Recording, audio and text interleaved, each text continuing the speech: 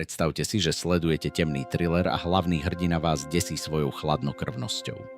O týždeň neskôr vidíte toho istého herca v romantickej komédii, kde je rozkošný a čarovný. A mesiac na to? Hrá psychicky chorého génia, ktorý vás fascinuje svojou komplexnosťou. Ako je možné, že jeden človek dokáže tak dokonale zmeniť svoju identitu? Dnes odhalíme jeden z najfascinujúcejších fenoménov filmového sveta. Hercov, ktorí sú skutočnými chameleónmi. Pripravte sa na šokujúce odhalenie troch úplne odlišných osobností jedného herca. Neuveríte vlastným očiam, keď uvidíte, ako dokáže jeden človek zmiznúť vo svojich úlohách tak perfektne, že ho ani nespoznáte.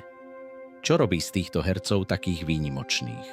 Aký je tajný recept na takéto radikálne transformácie? A prečo nás tieto premeny tak fascinujú? Teraz vám ukážem 3 najšokujúcejšie príklady hercov, ktorí úplne vymazali svoju identitu. Prvý príklad je Gary Oldman. Možno ste ho videli ako elegantného a chladného agenta v akčných filmoch. Ale vedeli ste, že ten istý muž hrá aj groteskného a odpudivého záporáka v hororoch? Keď sa pozriete na jeho tvár v rôznych úlohách, zdá sa, ako by sa jeho DNA úplne zmenila. Jeho hlas, gestá, dokonca aj výraz očí, všetko je iné. Druhý šokujúci príklad je Tilda Swinton. V jednom filme je mystická nadpozemská bytosť s androgynnym vzhľadom. V ďalšom je obyčajná matka s problémami. A v treťom autoritatívna a desivá postava, ktorá vás prinúti schúliť sa v kresle. Jej schopnosť zmeniť nielen vzhľad, ale aj celú energiu je až nadľudská. Tretí príklad vás úplne šokuje. Christian Bale.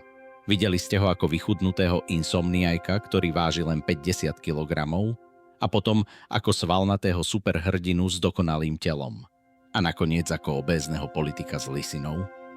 Fyzické transformácie tohto herca hraničia s nemožným. Ale ako to robia? Používajú špeciálne techniky, mesiace príprav a čo je najfascinujúcejšie, dokážu úplne preprogramovať svoju psychiku. Ale to nie je všetko, čo sa skrýva za týmito transformáciami. Takže aké je tajomstvo týchto neuveriteľných transformácií? Vedci zistili, že títo herci používajú techniku zvanú metóda. Úplne sa ponoria do života svojej postavy. Menia spôsob chôdze, jedenia, dokonca aj snívajú ako ich postava. Gary Oldman napríklad študoval mesiacmi akcenty a gestá reálnych ľudí. Christian Bale zase mení svoj metabolizmus tak radikálne, že lekári varujú pred zdravotnými rizikami. Ale najfascinujúcejšie je toto. Títo herci dokážu prepnúť svoju osobnosť za sekundy. Neurológovia objavili, že ich mozog funguje inak. Dokážu aktivovať rôzne časti mozgu podľa potreby, ako by mali v hlave prepínač osobností. Tilda Swinton priznala, že po natáčaní si niekedy nevie spomenúť na vlastné meno. To nie je žart. To je dôsledok takmer psychického rozpustenia sa v postave. A tu je najšokujúcejšie odhalenie.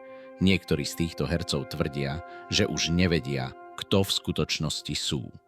Ich identita sa stala tekutou, premenlivou. Povedzte mi v komentároch, ktorý z týchto hercov vás najviac šokoval. A máte pocit, že by ste dokázali úplne zmeniť svoju osobnosť? Vaše odpovede ma skutočne zaujímajú, pretože možno máte v sebe tiež kúsok tohto tajomného daru.